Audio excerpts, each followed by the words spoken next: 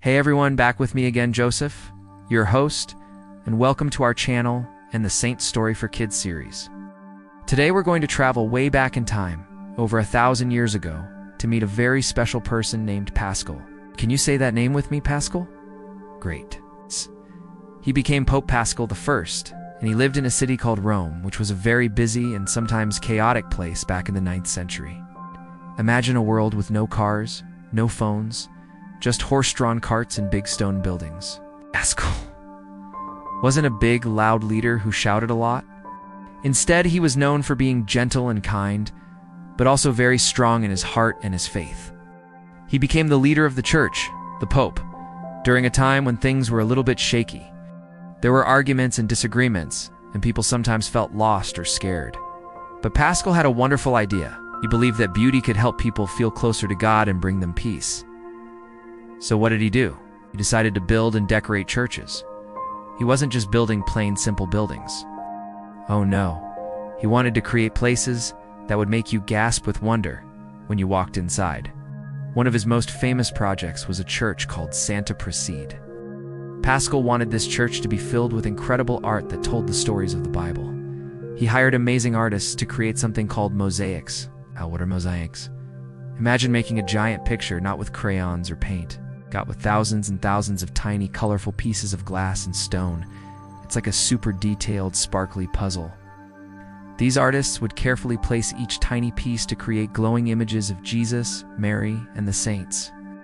When the sunlight streamed through the windows and hit these mosaics, the whole church would light up like a treasure chest filled with jewels. Paschal knew that when people saw this beauty, it would lift their spirits and remind them of God's love and the beauty of heaven. It was his way of giving everyone a little glimpse of paradise right here on earth. Besides Santa Praschal, he also rebuilt the Basilica of Santa Cecilia in Trastevere. He also rebuilt Santa Maria in Domenica. These churches are still famous today. They are known for their mosaics that show scenes from Scripture in the lives of the saints. But building beautiful churches wasn't the only important thing Pope Paschal did.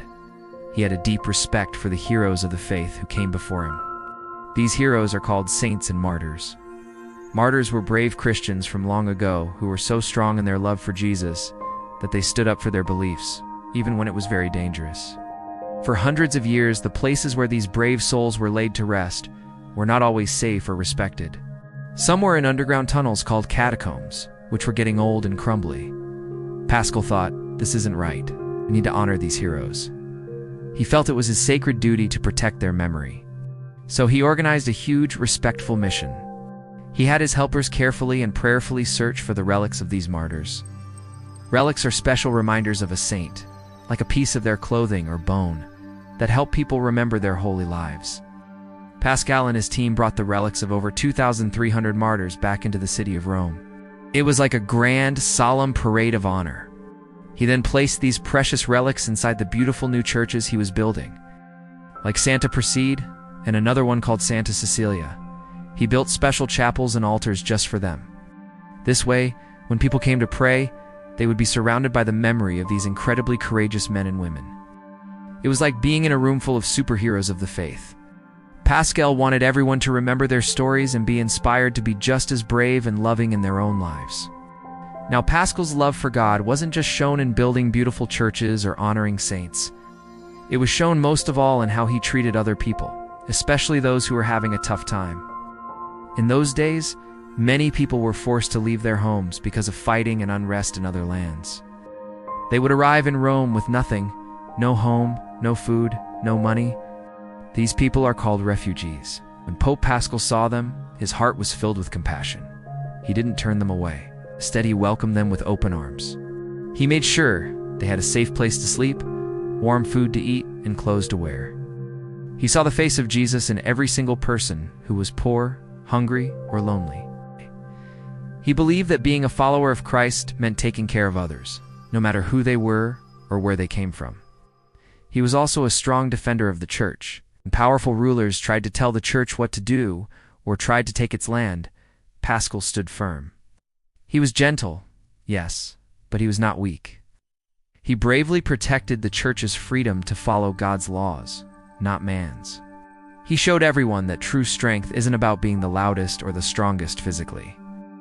It's about standing up for what is right and true, with courage and with love. He was a true shepherd, protecting his flock from harm and leading them with kindness. His time as Pope was not easy.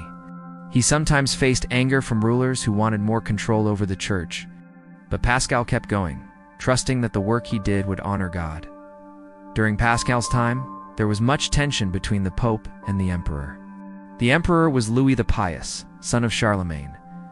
Sometimes they worked together, but sometimes there was conflict. Paschal tried to protect the church's freedom. He wanted the Pope to lead the church without being ruled by kings or emperors. This was not easy, and it caused many struggles. At one point, a rebellion broke out in Rome. 2 nobles who fought against Paschal were caught and killed. Some said Paschal ordered their deaths, but he denied it.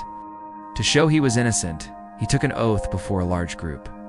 These troubles hurt Paschal deeply, but he stayed strong and focused on his mission.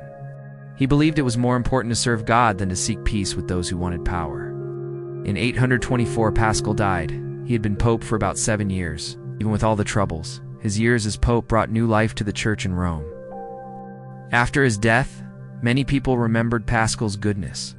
They believed he had lived a holy life. Over time, he came to be honored as a saint. Pope Saint Paschal I's feast day is celebrated on February 11th. He is remembered especially in Rome, where his churches still stand.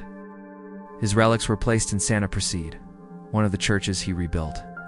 Paschal is often called on as a patron of shepherds and people facing hard times in the church. His life shows the importance of courage, mercy, and faith. Today, visitors to Rome can still see his work. The mosaics he had made show Christ, Mary, and the saints.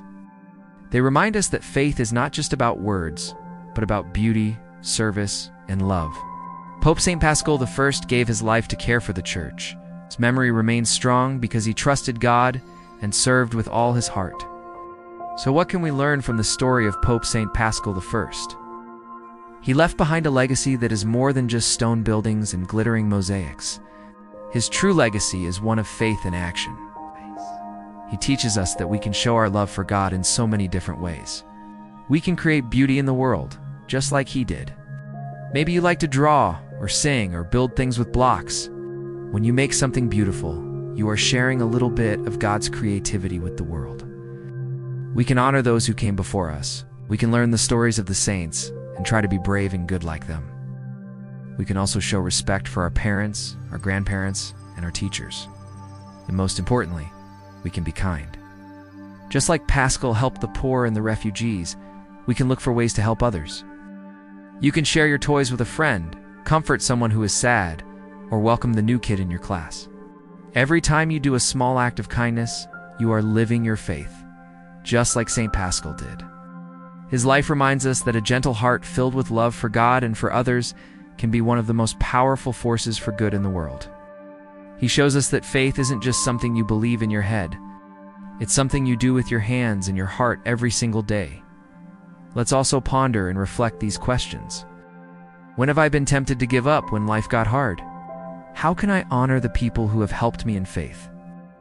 What is one way I can build up the church in my own community? Thanks so much for listening to our story today. Hope you are inspired by the life of this wonderful saint.